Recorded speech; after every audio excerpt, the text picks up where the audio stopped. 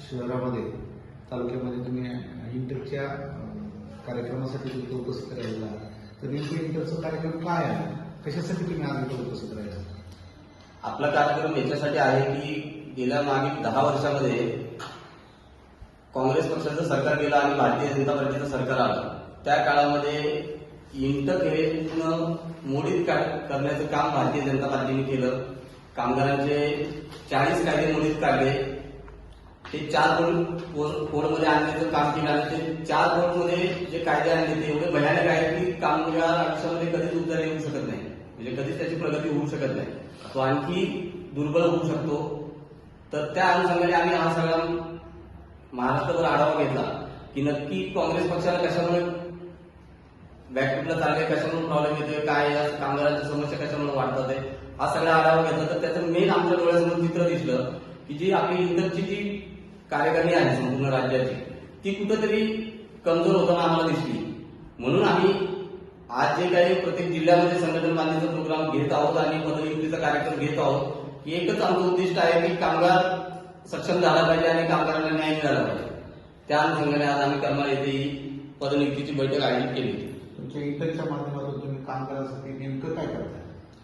आम्ही आता सध्या इंटरच्या माध्यमातून कामगारांसाठी जे काय कामगारांसाठी उपाययोजना आहेत, महिला असतील, शेतमजूर असतील, कामगार बिगारी कामगार असेल, आशा वर्कर, अंगणवाडी सेवक, अशा अनेक विभागातले कामगार आहेत, एसटी कामगार असेल, अनेक घटकातले जे कामगार आहेत त्यांच्यासाठी जे काही शासकीय योजना आहेत त्या बऱ्याच योजना फक्त कागदोपत्री दिसतात पण कामगारांपर्यंत पोहोचत नाही. तर त्या योजना जास्तीत जास्त कामगारांपर्यंत कशा पोहोचवता येतील आणि प्रॅक्टिकली आज आमचं पूर्ण महाराष्ट्रभर त्याच्यावरती काम चालू आहे. तर एक तरी वाटलं की सोलापूर जिल्ह्यामध्ये खूप हा प्रॉब्लेम मोठ्या प्रमाणात आम्हाला जाणवला, म्हणून आम्ही लवकरात लवकर जिल्हाध्यक्षांची नियुक्ती 1 महिना अगोदर झाली आणि त्याच्यानंतर आज लगेच आम्ही 1 महिन्यानंतर सोलापूर जिल्ह्याची कार्यकारिणी घोषित केली. इंटरचं नेटवर्क हे देशात आहे, तर संपूर्ण देशात हे नेटवर्क आहे. तर नेमकं आता तुम्ही जिल्ह्या एकूण तुमची इंटरच्या सदस्यांची संख्या किती आहे आता, आणि आता वाढण्याचं काय निवडणुकीच्या पार्श्वभूमीवर काय तुमची धोरण आहे काय?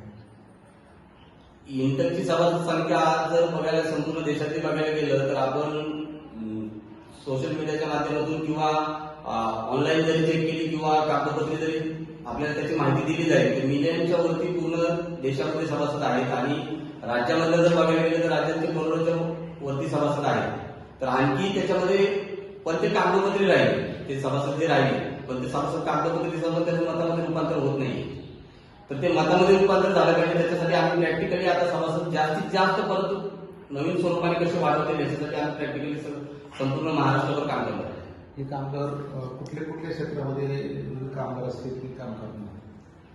आम्ही सर्वात महत्वाचं प्राधान्य महिलांना देणार आहे. महिलांमध्ये आशा वर्कर असतील, अंगणवाडी सेविका असतील, घरेलू कामगार असतील, बिगारी कामगार महिला असतील, शेतमजूर महिला असतील, बिगारी कामगार असेल, शेतमजूर असेल, कारखाना कामगार असेल, एसटी कामगार असेल, पोस्टातले कामगार असतील, एमएससीबीतले कामगार असतील, या सर्व घटकांमध्ये आम्ही प्रॅक्टिकली सर्व आमची पदाधिकाऱ्यांची टीम काम करतो.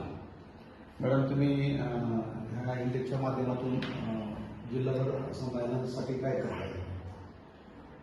इंटरच्या माध्यमातून मी पूर्ण महाराष्ट्रामध्ये महिलांना सक्षम करणं, महिलांना त्या कामगारांना जे घरेलू कामगार असतील, आशा वर्कर असतील, अंगणवाडी सेविका असतील, या सफाई कामगार असतील, यांना यांच्या हक्काची जाणीव करून देऊन आणि त्यांच्या कामाचे कायदे काय जे आता सरांनी सांगितले की 40 पैकी जास्त कामगार कायदे रद्द करण्यात आलेले, पण ते त्यांना मिळत नाही. जे काय आपल्या गरीब कामगारांना जे पाहिजे, असंघटित कामगार आहेत त्या कामगार सगळ्या गोष्टींपासून वंचित, म्हणजे त्यांना आरोग्याचा खर्च नाही, SI नाही, काही नाही, अशा ज्या गोष्टी आहेत ह्या त्यांच्यापर्यंत कशा पोहोचल्या पाहिजे आणि त्या महिला कशा आमच्यापर्यंत एक टिकून राहिल्या पाहिजे. आणि इंटरचा हेच उद्देश आहे की महिला सर्व कामगार एकत्र राहणं आणि त्यांची ताकद मोठी होणं, तरच त्यांचा हक्क त्यांना मिळू शकतो. सगळ्यात जास्त ह्या कामगार क्षेत्रामध्ये महिलांची संख्या आहे जी संघटित नाही, तर ते अशा महिलांच्या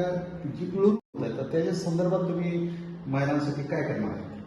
त्याच्या संदर्भात आपण महिला आंदोलन वगैरे करणार. महिलांना जर कुठे असं त्यांच्या कामावर अन्याय होत असेल किंवा शेतकामगार आहे किंवा घरेलू कामगार आहे किंवा असंघटित म्हणजे ऊसतोडणी कामगार पण आले त्याच्यामध्ये महिला, त्यांची जास्त पिळवणूक कुठे होते की त्यांना जर समजा पुढचा ठेकेदार असेल काय असेल त्यांना त्या दृष्टीकोनातून ज्या त्यांच्यावर म्हणजे त्यांच्याबद्दल विनयभंग होणे किंवा त्यांच्यावर अत्याचार होतात त्यांच्याकडे दुर्लक्ष होतं अशा गोष्टीवर आम्ही जास्त महिलांसाठी जे घरोली कामगार महिला आहेत त्याच्यामध्ये त्यांचं छळ होत आहे, त्याचे प्रमाण जास्त आहे, मुलीचं पिळवणूक होण्याचे प्रकार सातत्याने वाढत आहे.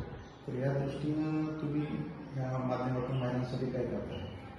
सर्वात प्रथम महिलांना त्यांच्या ताकदीची जाणीव करून देणं महत्त्वाचं आहे. त्यांच्या अधिकारांची जाणीव करून देणं महत्त्वाचं आहे. त्या महिलांना एकत्र करणं, त्यांना हक्काची सुट्टी मिळणं सुद्धा महत्त्वाचं आहे.